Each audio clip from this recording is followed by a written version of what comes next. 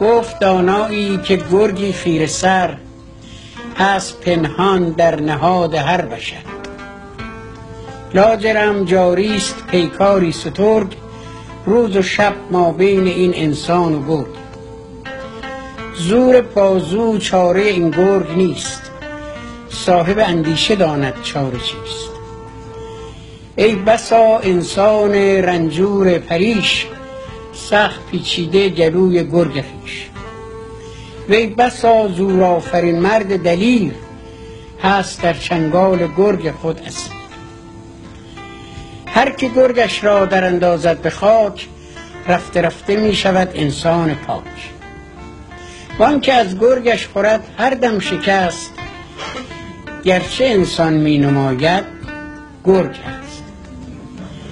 وان که با گرگش مدارا می کند خلق و خوی گرگ پیدا می کند.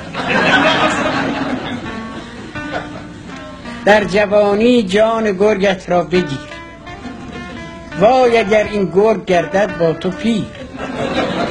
روز پیری گر که باشی همچو شیر ناتوانی در مصاف گرگ پیر. مردمان گر یکدیگر را می‌درند گرگ هاشون رهنما و رهبرند.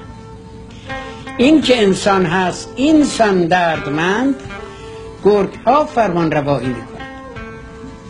وان ستمکاران که با هم محرمند گرگ هاشون آشنایان همند.